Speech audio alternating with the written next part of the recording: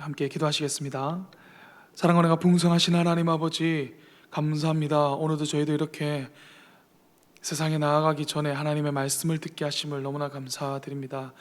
오늘 이 말씀을 듣고 세상에 나아가서 주님의 자녀로서, 주님의 백성으로서 당당히 살아갈 수 있는 저희들이 될 수 있도록 도우시고 인도하여 주시옵소서.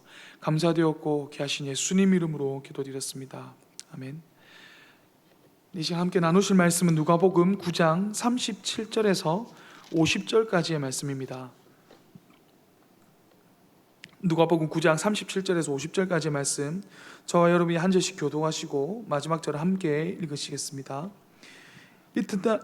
이튿날 산에서 내려오시니 큰 무리가 맞을세 무리 중에 한 사람이 소리질러 이르되 선생님 청컨대 내 아들을 돌보아 주옵소서. 이는 내 외아들이니이다. 귀신이 그를 잡아 갑자기 부르짖게 하고 경련을 일으켜 거품을 흘리게 하며 몹시 상하게 하고야 겨우 떠나가나이다. 당신의 제자들에게 내쫓아 주기를 구하였으나 그들이 능히 못하더이다. 예수께서 대답하여 이르시되 믿음이 없고 패역한 세대여, 내가 얼마나 너희와 함께 있으며 너희에게 참으리요. 내 아들을 이리로 데리고 오라 하시니 올 때에 귀신이 그를 거꾸로 뜨리고 심한 격렬을 일으키게 하는지라. 예수께서 더러운 귀신을 꾸짖으시고 아이를 낫게 하사 그 아버지에게 도로 주시니 사람들이 다 하나님의 위엄에 놀라니라. 그들이 다 그 행하시는 모든 일을 놀랍게 여길세 예수께서 제자들에게 이르시되 이 말을 너희 귀에 담아두라. 인자가 장차 사람들의 손에 넘겨지리라 하시되 그들이 이 말씀을 알지 못하니 이는 그들로 깨닫지 못하게 숨긴 바 되었음이라. 또 그들은 이 말씀을 묻기도 두려워하더라. 제자 중에서 누가 크냐 하는 변론이 일어나니 예수께서 그 마음에 변론하는 것을 아시고 어린아이 하나를 데려다가 자기 곁에 세우시고 그들에게 이르시되 누구든지 내 이름으로 이런 어린아이를 영접하면 곧 나를 영접함이요 또 누구든지 나를 영접하면 곧 나를 보내신 이를 영접함이라. 너희 모든 사람 중에 가장 작은 그가 큰 자니라. 요한이 여짜오되 주여, 어떤 사람이 주의 이름으로 귀신을 쫓아내는 것을 우리가 보고 우리와 함께 따르지 아니하므로 금하였나이다. 예수께서 이르시되 금하지 말라. 너희를 반대하지 않는 자는 너희를 위하는 자니라 하시니라. 아멘. 오늘 본문은 우리가 예수님께서 어떤 분이신지 다시 한번 생각해 보게 합니다. 예수님께서는 변화산에서 내려오신 이후에 아들이 귀신 들린 어떤 한 사람을 만나게 됩니다. 그 사람은 예수님께 자신의 아들에게서 귀신을 쫓아달라고 이야기합니다. 그는 이전에 예수님의 제자들에게 귀신을 쫓아주기를 구했지만 소용이 없었습니다. 그 이야기를 들으시고 예수님께서는 제자들에게 41절과 같이 이야기하십니다. 41절 함께 읽어보시겠습니다. 예수께서 대답하여 이르시되 믿음이 없고 패역한 세대여, 내가 얼마나 너희와 함께 있으며 너희에게 참으리요. 내 아들을 이리로 데리고 오라 하시니. 아멘. 그들에게 믿음이 없는 정도가 아닌 믿음이 없고 패역한 세대라고 이야기하십니다. 이렇게 이야기하시는 것은 출애굽한 이스라엘 백성들이 광야에서 하나님께 순종하지 않았을 때 하나님께서 패역한 세대라고 자주 이야기하셨던 말씀입니다. 이것과 마찬가지로 제자들이 믿음이 없이 행동하는 이스라엘 백성들과 다를 바 없다고 말씀하시는 것입니다. 그래서 믿음 없이 순종하지 않는 자들에게 언제든지 패역한 세대가 될 수밖에 없음을 알려주고 계시는 것입니다. 그들이 그렇게 된 이유가 있습니다. 예수님께서는 아들이 귀신 들린 사람의 말대로 귀신을 쫓아내시고 난 후에 제자들에게 귀담아 두라 하시며 인자가 장차 사람들의 손에 넘겨질 것이라고 말씀하십니다. 한마디로 예수님께서 사람들에게 고난을 받으시고 죽게 되실 것을 알리시는 것입니다. 하지만 그들은 깨닫지 못합니다. 깨닫지 못하는 이유에 대해서 45절에서 알려주고 있습니다. 45절 함께 읽어보시겠습니다. 그들이 이 말씀을 알지 못하니 이는 그들로 깨닫지 못하게 숨긴 바 되었음이라. 또 그들은 이 말씀을 묻기도 두려워하더라. 아멘. 그들이 깨닫지 못하는 이유는 두 가지입니다. 첫 번째로 그들에게 숨긴 바 되었기 때문입니다. 아직까지 예수님의 때가 되지 않았기에 그들에게 예수님께서 사람들에게 잡히신다는 뜻이 숨겨졌기 때문에 그들이 깨닫지 못한 것입니다. 그리고 두 번째로는 그들이 말씀의 뜻을 묻기를 두려워했기 때문입니다. 뜻을 묻는 것이 두려운 이유는 예수님께서 그렇게 사람들에게 고난받으시고 죽으시는 것을 원치 않았기 때문입니다. 예수님을 통하여 자신의 욕망을 채워야 하는데 그런 욕망을 주지 못하는 이야기는 아예 듣지 않고 귀를 닫아 버렸기 때문입니다. 예수님께서 귀에 담아 두라고 하셨음에도 그들은 처음부터 들으려고 하지도 않고 그 뜻을 알려고도 하지 않은 것입니다. 첫 번째 이유는 그 하나님의 뜻에 의해서 그렇게 된 것이기 때문에 그렇지만 두 번째 이유는 제자들이 자신의 욕망 때문에 일어난 것이기 때문에 그것을 물어보지 않았기 때문에 그것은 큰 문제가 되는 것입니다. 그래서 그들이 믿음이 없고 패역한 세대라고 하는 것은 예수님의 말씀을 귀 기울여 듣고 순종하려는 자세가 아니라 예수님을 통해서 자신의 욕망을 채우려는 모습이 있었기 때문입니다. 그러한 욕망이 가득하였기에 그들 가운데 논쟁이 일어나게 됩니다. 46절을 함께 읽어보시겠습니다. 제자 중에서 누가 크냐 하는 변론이 일어나니. 아멘. 그들이 벌인 논쟁은 자기들 중에 누가 가장 큰 자인가 하는 것이었습니다. 예수님께서는 곧 고난받으시고 죽으신다고 하시는데 그들은 자신의 욕망 때문에 그 말씀은 뒷전에 두고 자신들 중에 누가 큰지 서로 다투고 있는 것입니다. 예수님께서는 그들이 서로 이러한 이유로 변론하는 것을 아시고 그들 가운데 어린 아이 하나를 데리고 오십니다. 그리고 48절과 같이 이야기하시죠. 48절을 함께 읽어보시겠습니다. 그들에게 이르시되 누구든지 내 이름으로 이런 어린아이를 영접하면 곧 나를 영접함이요 또 누구든지 나를 영접하면 곧 나를 보내신 이를 영접함이라. 너희 모든 사람 중에 가장 작은 그가 큰 자니라. 아멘.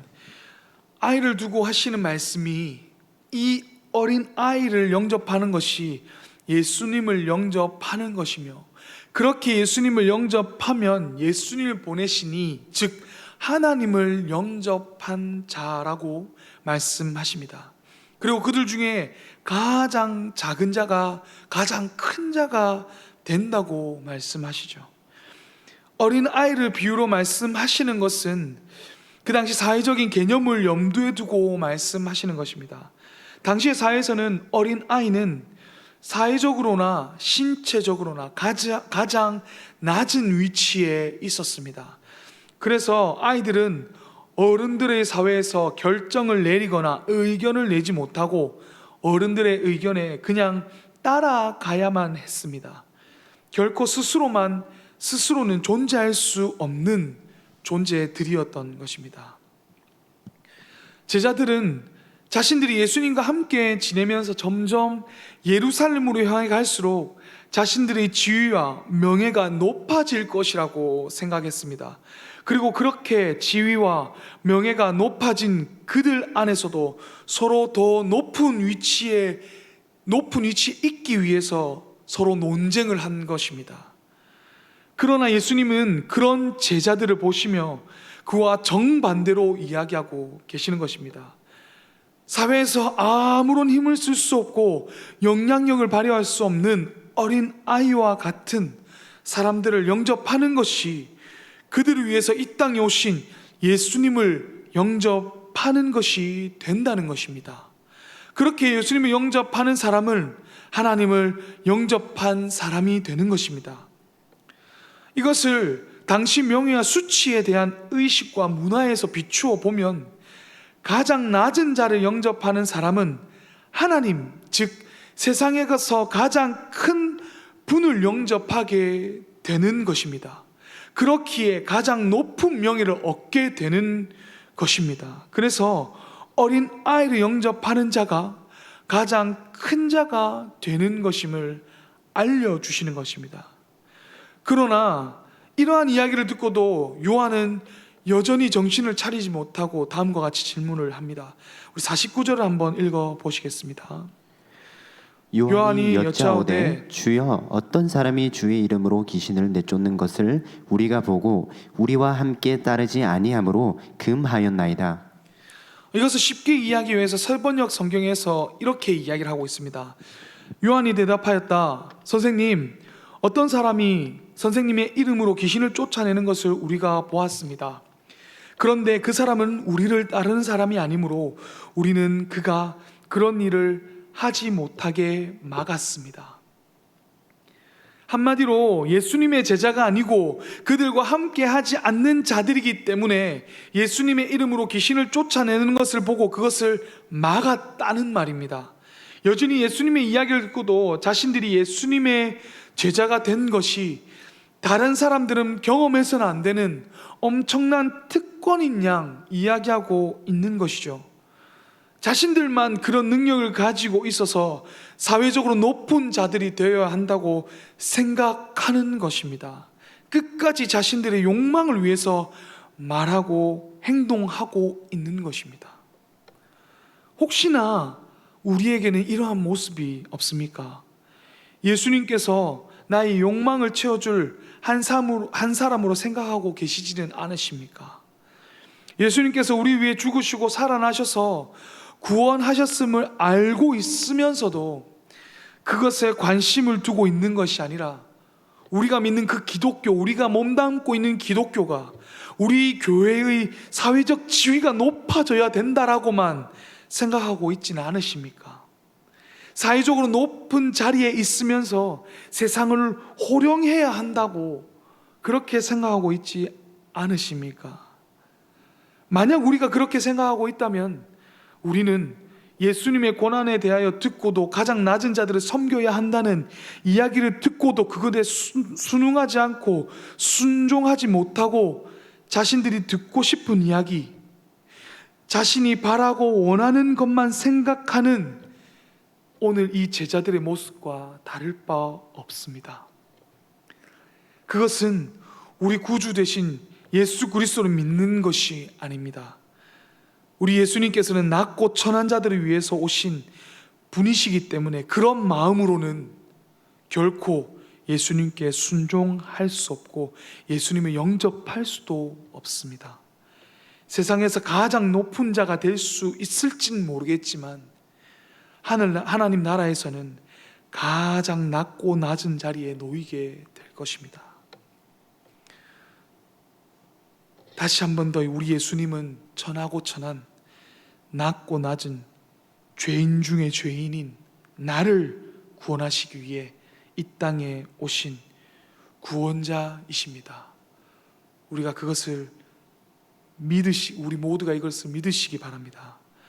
그런 예수님을 믿음으로 인해서 세상에서 가장 낮은 자가 될지 몰라도 하나님 나라에서 가장 높은 자가 되시는 저와 여러분이 되시기를 바라겠습니다. 기도하겠습니다. 사랑과 은혜가 풍성하신 하나님 아버지, 우리는 예수님을 어떤 분으로 믿고 있습니까? 나를 구원하신 분, 천하고 천한, 낮고 낮은 죄인 중에 죄인인 나를 구원하신 그 구세주로 믿고 그분을 따르며 낮고 천한 곳에서 섬기고 있습니까? 아니면 그것은 다 내버려 버리고 높은 곳을 향해서 이 세상에서 그 높은 지위를 얻기 위해서 노력하고 있지는 않습니까? 예수님의 이름을 핑계 삼아 혹시나 그러고 있지는 않습니까?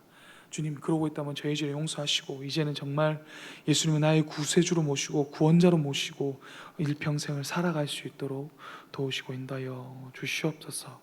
언제나 함께 하신 주님 아버지 믿사옵고 귀하신 예수님 이름으로 기도드렸습니다. 아멘.